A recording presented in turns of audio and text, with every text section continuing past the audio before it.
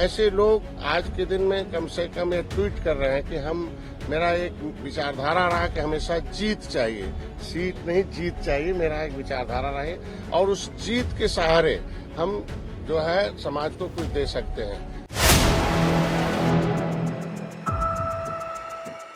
कई दिनों तक दिल्ली में डाला डेरा, बीजेपी नेताओं से नहीं बनी बात, अब पलट गए संजय निषाद। आज हम इसी पर करेंगे बात। नमस्कार, 4 PM पर आप सभी का स्वागत है। उत्तर प्रदेश की 9 विधानसभा सीटों पर उपचुनाव होना है, जिसके लिए सभी दलों की तैयारियां तेज है। उपचुनाव के नामांकन का आज आखिरी दिन है। मुख्य मुकाबला इंडिया और एनडीए गठबंधन के बीच होना है। ऐसे तो कई दल मैदान में है। जहां एक तरफ इंडिया गठबंधन के हौसले बुलंद है और वो लोकसभा चुनाव की तरह उपचुनाव में भी जीत बरकरार रखना चाहेगा, तो वही एनडीए के सामने कई प्रकार की चुनौतियां हैं। वो अपना खोया हुआ जनाधार वापस पाना चाहता है, लेकिन उसके लिए इतना आसान नहीं होने वाला है। एक तरफ बीजेपी के सहयोगी दलों ने भी उसकी टेंशन बढ़ा रखी है। जहां बीजेपी ज्यादा से ज्यादा सीटों पर जीत दर्ज कर उपचुनाव के जरिए बड़ा संदेश देना चाहती है, लेकिन सहयोगी दलों का कहना है कि गठबंधन धर्म का पालन होना चाहिए। लेकिन अब बीजेपी के सहयोगी दल ठंडे पड़ते हुए नजर आ रहे हैं। पहले आरएलडी 2 सीटों की मांग कर रही थी, लेकिन बीजेपी ने 1 ही सीट दी। फिर संजय निषाद लगातार जिद पर अड़े थे कि 2 सीट उनको मिलनी चाहिए, जिसके लिए वो लखनऊ से दिल्ली तक चक्कर लगा रहे थे। कई दिनों तक दिल्ली में डटे रहे, लेकिन सूत्र कहते हैं कि बीजेपी आलाकमान ने उन्हें भाव नहीं दिया। जी हाँ, अब इसकी तस्वीर भी साफ हो गई है। उनकी दाल वहां नहीं गल सकी, जिससे अंदर अंदर वो नाराज भी चल रहे हैं, लेकिन बीजेपी के आगे वो नतमस्तक है। ज्यादा जिद कर नहीं सकते हैं, ना कोई बड़ा फैसला वो ले सकते हैं। पहले तो उन्होंने कहा था कि वो अपने सिंबल पर प्रत्याशी उतारेंगे, लेकिन जब कोई बात नहीं बन सकी तो वो अब पलटते हुए नजर आ रहा है। संजय निषाद को मनाने के लिए बीजेपी के कई नेताओं को जिम्मेदारी सौंपी गई थी। बीच में तो वो नहीं माने, लेकिन जिस तरह से अब वो पलटते हुए नजर आ रहे हैं, उससे लग रहा है कि बीजेपी नेता उनको मनाने में कामयाब रहे। जी हाँ, आपको बता दें कि संजय निषाद ने डिप्टी सीएम ब्रजेश पाठक के साथ प्रेस वार्ता करते हुए कहा कि हम उपचुनाव नहीं लड़ेंगे, क्योंकि हमें सीट नहीं जीत चाहिए। अब वो कह रहे हैं कि हमें सीट नहीं जीत चाहिए। पहले तो 4 दिनों तक आप दिल्ली में डटे रहे, जिद कर रहे थे आपकी हमको 2 सीट चाहिए तो चाहिए। उसके लिए आप दिल्ली में रहे, वहां बीजेपी आलाकमान से आपकी दाल वहां पर नहीं गल सकी, वापस आप लौट आए लखनऊ।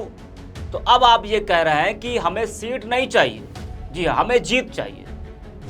2 सीट नहीं मिलने पर संजय निषाद ने कहा कि कभी कभी परिस्थितियों के हिसाब से काम करना पड़ता है। संजय निषाद ने कहा कि मेरी हमेशा एक विचारधारा रही कि हमें सीट नहीं जीत चाहिए और हम उस जीत के सहारे में समाज को बहुत कुछ दे सकते हैं। उस जीत की देन रही कि 2017 में चुनाव लड़ा था और उत्तर प्रदेश में कांग्रेस सपा बसपा को हटना पड़ा, जो कि एक इतिहास था। इसके बाद आपने 2018, 19, फिर 2024 और 24 में भी ऐतिहासिक जीत आपने देखी। बता दें कि एनडीए के सहयोगी निषाद पार्टी ने उपचुनाव में 2 सीटों पर अपने उम्मीदवार को उतारने की तैयारी की थी, लेकिन उन्हें एक भी सीट नहीं मिली। संजय निषाद सीटों के लिए 4 दिनों तक दिल्ली डेरा जमाए हुए थे, फिर अचानक कैसे मान गए वो एक बड़ा सवाल है। बताया गया कि भाजपा नेतृत्व ने उन्हें समझाया।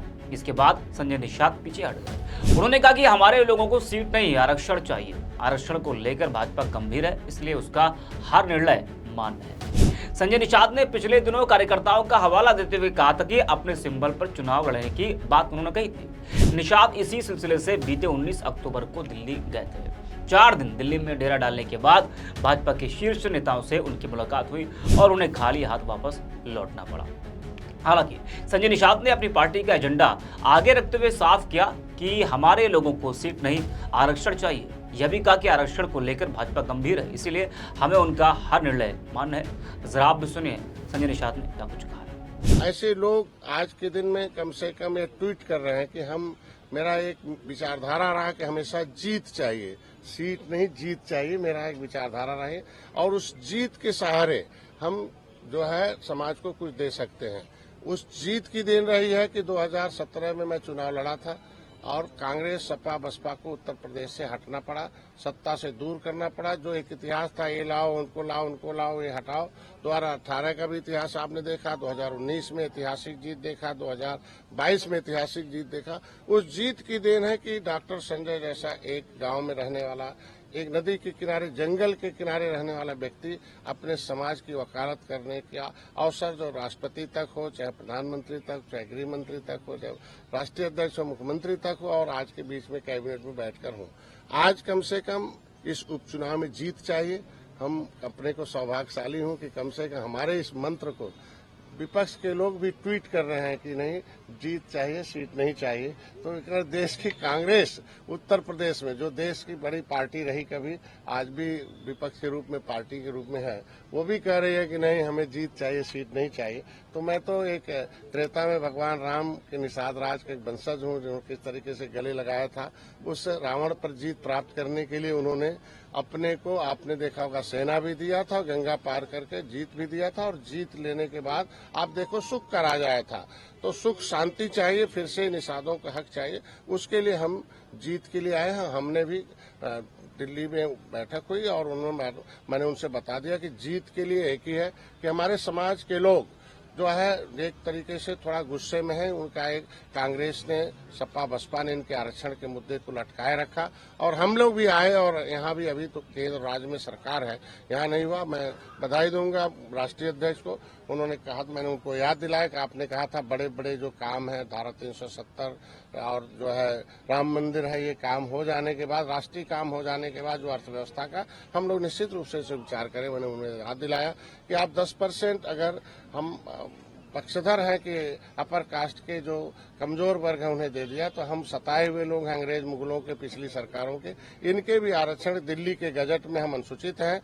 रामचरित्र निषाद को आपने लाके मछली शहर लड़ाया था, तो उत्तर प्रदेश के गजट में हमें ओबीसी में डालकर इन पिछली सरकारों ने हमारे साथ अन्याय किया है। हमारे लोग न्याय के लिए, हमारे माननीय योगी जी आवाज उठाते रहे, वो वीडियो चल रहे हैं, तमाम विपक्ष उसको ट्रोल कराता कि हमको छोड़कर आप आरक्षण के लिए गए थे, तो क्या हुआ आरक्षण का, तो उस पर हमारे समाज के लोग पीडीए का हिस्सा बन जाते हैं थोड़ा बहुत कहीं, और इसकी वजह से आप देखो पिछली बार आंशिक सफलता मिल गई 2022 में। तो मैं इतना चाहूंगा कि आज के दिन में जो बातें हुई हैं कि हमारे इस आरक्षण के मुद्दे पर पहल होगा, बैठक होगी दीपावली बाद। दूसरा, हमारे लोगों पर मुकदमे थे, हमारे लोग समायोजन है। जीत के लिए जितना भी हो सकता हम खुले मन से भारतीय जनता पार्टी का समर्थन करते हैं। हमारे एक एक कार्यकर्ताओं की कोर कमेटी की बैठक हुई है कि नहीं, हम भारतीय जनता पार्टी को जिताने के लिए, और जो भी प्रत्याशी एनडीए का है वो हम, भारतीय जनता पार्टी कमल नहीं है बल्कि उसमें भोजन भरी थाली भी है, ये देखकर हमारे लोग, हमारे कार्यकर्ता वोट दबाएंगे और अपनी समस्याओं का समाधान कराएंगे, और देश में एक अलग से एक उत्तर प्रदेश जो पहचान है, उत्तर प्रदेश सर्वोत्तम प्रदेश बने, इसके लिए हम लोग आए हैं। ये हमारे मिशन का कार्य है, और मैं, हमारे अभिभावक स्वरूप हमारे पुराने साथी रहे हैं, पाठक जी हैं, और मैं धन्यवाद दूंगा इनको कि कम से कम समय समय पर हमारी आवाज को दिल्ली तक हर जगह टेबल पर पहुंचाते रहते हैं। और मैं आज सौभाग्य हूँ कि हमारे बीच में आप आए हैं। कम से कम हम दोनों के गठबंधन पहले त्रेता में भी मजबूत रहे, आज भी है, कल भी रहेंगे और हमेशा के लिए रहेंगे। 2 सीटें आपके द्वारा मांगी गई थी लेकिन वो नहीं मिली। लेकिन परिस्थितियां होती हैं कि जब देश की जनता अब जो एक होकर, अगर देश में जनता हमारे साथ एक होकर काम करे, लेकिन जो विरोधी ताकतें हैं वो एक होकर इस देश की अखंडता को पैदा करना चाहते हैं, उत्तर प्रदेश में अस्थिरता लाना चाहते हैं, तो देश की जनता के हितों के लिए, समाज के हितों के लिए बड़े फैसले लेने पड़ते हैं और कड़े फैसले लेने पड़ते हैं। इसके लिए हमने फैसला लिया कि नहीं, हम लोग सीट नहीं, जीत चाहिए, और जीत के लिए बाकी हमारे भाई अभी बोलेंगे कि क्या करना है। अरे कटहरी से धर्मराज निषाद को जिता के लाएंगे या नहीं? हमने सामूहिक रूप से बता दिया कि जो 9 सीटें हैं, 9 सीट पर हमारे लिए कोई भेदभाव नहीं है, हमारे लिए सभी लोग निषाद हैं और निषाद सपोर्ट देकर देंगे। वो किसी कोई भी वर्ग हो, कोई भी जाति हो, हम वो समझते हैं कि वो हमारे एनडीए का पार्ट है।